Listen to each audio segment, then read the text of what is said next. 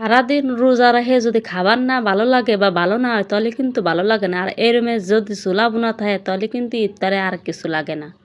Flashback. আসসালামু আলাইকুম বাডি মুন্ডি, আপনারা ওগুলি কেমন আছেন? আশা করি অনেক ভালো আছেন, মুইও অনেক ভালো আছি। তো আমি আর ভিন্ন রকমভাবে ছোলা বুনাবো। তো আমার যতটুকু প্রয়োজন আমি ছোলা নিয়ে নিলাম, তার মধ্যে 2 কাপ পরিমাণে পানিতে আমি ভিজাই থিয়ে দেবো। ভিজাই থিয়ে দেখছেন ফুলে কত হয়ে গেছে, অনেক হয়ে গেছে, আধা কেজিতে 1 কেজি হয়ে গেছে। এখন আমি সেদ্ধই বসাই দেবো। তো দিয়েছি রাইস কুকারে দিয়েছি, বুঝছেন, কারেন্ট বিল যায় যা গ্যাস যেন না পড়ে। তো এখন 4 কাপ পরিমাণে পানি দিয়ে দিলাম। আমি 4 কাপ পরিমাণে পানি দিয়ে ডাকনা দিয়ে ডাহে দেবো। ডাহে দেওয়ার পরে যখন একটু জাল উঠবে তখন পরিমাণ মতো আমি একটু লবণ দিয়ে দেবো। আর পানিটা কিন্তু সবসময় বেশি দেওয়ার চেষ্টা করবেন, কারণ পানি যদি কম হয় তাহলে কিন্তু কালায় যাবে, যখন শুকিয়ে যাবে। পানি থাকতে ডাইলে দেবেন, দেখবেন যেরম ছিল সেরম থাকবে। তো সেদ্ধ হয়ে গেছে, আমি নামাইনে জরা দিছি। এখন দিছি কড়াই বসাই দিয়ে পেঁয়াজের পরিমাণটা একটু বেশি দেবেন।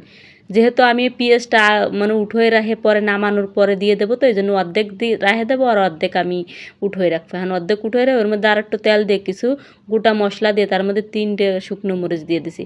3টে শুকনো মরিচ দিয়ে ভালো করে লাড়াচাড়া দিয়ে হালকা একটু পানি দিয়ে দিচ্ছি, বুঝছেন। যেহেতু আমি এখন মশলা টশলা অ্যাড করবো এই জন্যই আমি একটু হালকা পানি দিয়ে নিলাম। পানি দিয়ে লাড়াছাড়া দিয়ে এখন আমি মশলা অ্যাড করবো। মশলাটা হচ্ছে কি, আমি রসুন বাটা দেবো, বুঝছেন। 2 চামচ রসুন বাটা দিয়ে দেবো এর মধ্যে।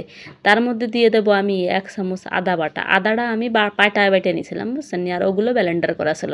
তো দিয়ে সুন্দর মতো লাড়াচাড়া দিয়ে দিলাম। লাড়াচাড়া দেওয়ার এই পর্যায়ে স্বাদ মতো আমি লবণ দেবো, কারণ ওই তো লবণ দিচ্ছি সেই পরিমাণে হিসেব করে দেবো। তখন মশলা যতগুলো আছে সব অ্যাড করে দেবো। কাঁচামরিচ, হলদি, মরিচ, ধনে গুঁড়ো, জিরে গুঁড়ো সব কিছু আমি অ্যাড করে দেবো। ভালো করে এই মশলাটা আমি কষিয়ে নেব। কষিয়ে নিয়ে আর এই ক্ষেত্রে আমি চলে যাব কোথায় জানেন, টমেটো কুচি করে রেখেছিলাম তাও দিয়ে দেবো। টমেটো দিলে একটু স্বাদ আসবে অনেক সুন্দর করে, হালকা টক টক লাগবে, স্বাদ আসবে। এখন আমি পরিমাণ মতো হালকা পানি দিয়ে এই টমেটোটা ভালো করে কষাই নেব মশলা সহ। যখন কষাই নেব, যখন দেখবেন উপর দিয়ে তেল বাইসে উঠবে, মনে করবেন যে আপনার সুন্দর মতো মশলা কষানো হয়ে গেছে।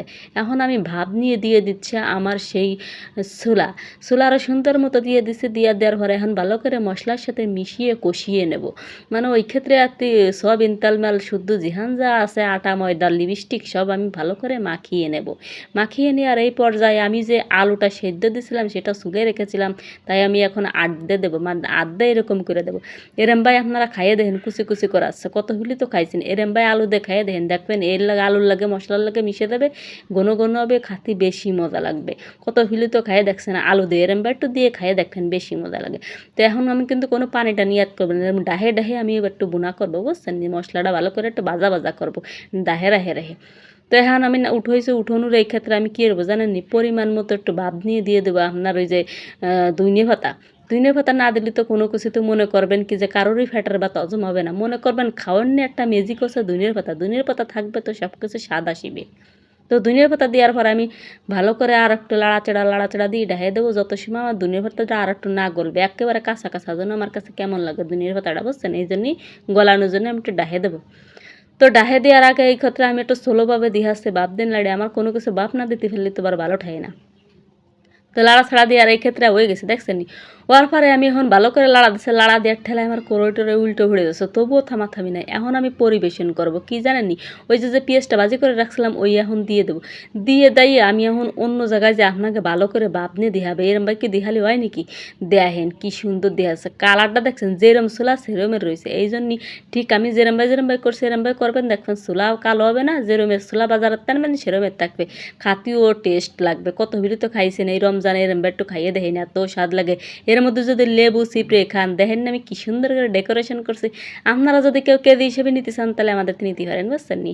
আর জাগা এরমভাবে রান্ধে খাইবেন আর আমারও কইবেন না, আমার তার আসলেই মজা লাগছে, এত স্বাদ লাগে এরমভাবে রান্ধে খালি দলমের স্বাদ লাগে।